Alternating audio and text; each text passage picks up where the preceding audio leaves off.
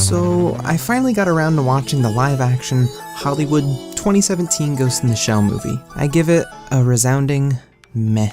When this movie was in the works, I was kind of excited, but kind of disappointed that the entire cast wasn't Japanese.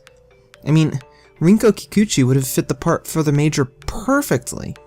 I loved her in Pacific Rim, but if your lead isn't a big name, it won't sell. And that sucks. Even though this was a box office bomb anyway. From a plot standpoint, Ghost in the Shell is supposed to take place in Japan, but many people have cybernetic bodies, so it can make sense that the bodies look, well, however the user wants them to. Still, whitewashing is a no-go for me, and early tests involving CG was used to make the actors look more Asian. Not good. In anime and manga, characters don't really look Japanese either, but still. It's a given and should have been reflected, I feel. At any rate, whitewashing aside, the characters with the most screen time at least look their parts. Scarlett Johansson does make a convincing Major. Bato and Aramaki look pretty good as well. In fact, what you're looking at is probably the best thing about the movie. The futuristic city setting, filled with holographic billboards, and some of the neat cyborg parts of the characters are really cool and well done, many of them even getting an audible whoa from me.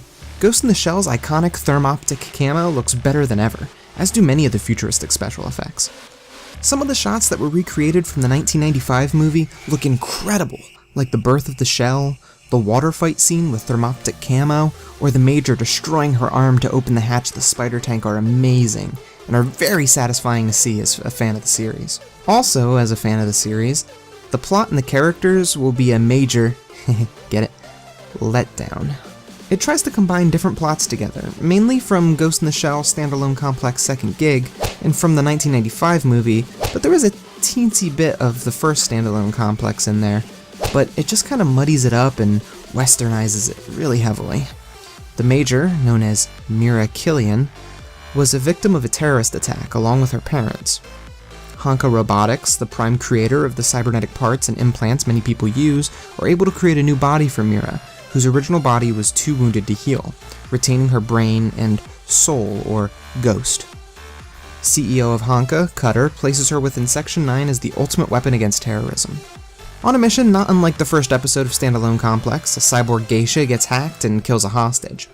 The Major takes care of the geishas and brain dives the hacked one to see its memories, and finding someone known as Kuze, all while getting back hacked by Kuze herself.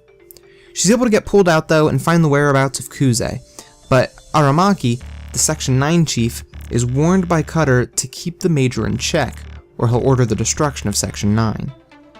The Major obviously goes about seeking this lead to Kuze, and though I have more to say about the plot, I'll save it for the end so that those who don't want spoilers can avoid them. The first half of the movie is actually pretty decent, aside from some shoddy dialogue. I mean, they feel the need to say ghost and shell in the same sentence as soon as possible, as if the viewers wouldn't get it if it wasn't explained to them. We made you a new body, a synthetic shell. But your mind, your soul, your ghost is still in here. It's got some cool action sequences, and the plot is okay.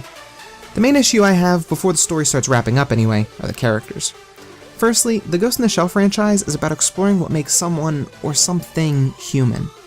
The Major is the main driving force behind discovering that, often asking existential questions about it. In this movie, the Major is largely interested in her past and the fact that she is a machine, built and programmed for a specific purpose. It doesn't really fit with the Major from the anime and the manga. Bato seems to be the more goofy and silly Bato from the manga, as opposed to the staunch Bato from Ghost in the Shell 2 Innocence.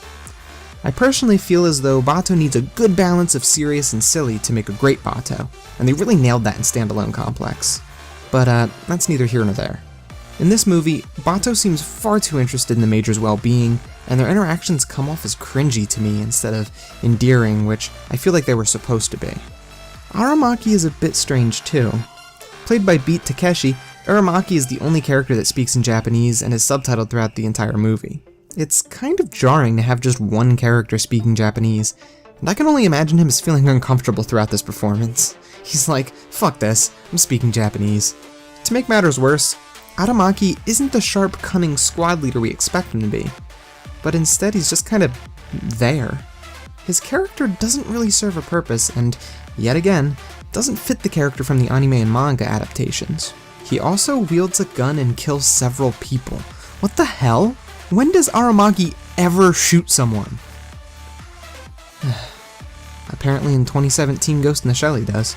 The rest of the characters you know and love from Section 9 get, like, 3 lines of dialogue or less, and don't really seem to matter at all. Ishikawa's a drunk now. They decided to just remove Pazu and make him some chick named Ladria for some girl power, I guess, for the team. And Boma doesn't even get a single line. Ultimately though, if you're not a fan of Ghost in the Shell and this is your first introduction to the series, it's not a terrible watch. It's aesthetically pleasing to look at, the setting is pretty good too, methinks, and the first half of the plot's decent. But if you are a Ghost in the Shell fan, prepare to be seriously let down, with the exception of the fan service of the few recreation shots. Too many ideas were mishmashed together poorly from the source material, and it all just makes it feel lesser and watered down, not to mention westernized. In fact, the final scene is incredibly cringy and hard to watch. Ghost in the Shell is not an awful movie, but definitely not what it needed to be. I'm disappointed, but not completely let down as my expectations were pretty low to begin with. Okay, finally, I want to talk about the mediocre second half of the movie, so if you don't want it spoiled, leave now. Okay, we're good? Alright, let's rock. So they decided, surprise! Mira Killian is actually the Japanese Motoko Kusanagi the whole time, and her memories were all made up to give her a reason to fight terrorists. Ugh. The doctor who worked on her is given a mother figure role towards the Major before she's killed, and the blame is placed on the Major, and then the Major actually meets with her real mother. Now, part of what makes the Major such a great character is the mystery behind her, and giving her this family and backstory like this is just kind of sloppy in my opinion. We learn that there are failed attempts at making this super soldier with the fusing of a human brain and manufactured body, and that Honka Robotics take the refugees from the streets for experiments. Yet again, another mishmash of Gitz stories that just kinda ends up feeling lesser and watered down when compared to the source material. Since the Major is apparently killing people, Cutter sends his people to eliminate Section 9. But Aramaki would never have been killed. Every time this happens to Section 9, he gives up command or is captured. Aramaki never kills anyone, and when he does in this movie, it's just so cringy. I would have liked to see him take Togusa with him. I mean, he always tries to protect Togusa because, you know, Togusa doesn't have the cybernetic upgrades that the rest of Section 9 do. It would have been really cool to see Togusa bail him out of the shootout, but, well, that's that. The big elimination of Section 9 is so lackluster, nothing like the way it was handled in Standalone Complex, which is amazing, by the way. And speaking of Togusa, I wish he got a lot more screen time, as he was a major character, but rumor has it that there was at least a half hour of cut scenes, so with any luck, maybe a director's cut will give me some of what I feel was missing. Again, if you're a Ghost in the Shell fan, don't expect much, but if you just want a sci-fi movie that's nice to look at, feel free to check it out.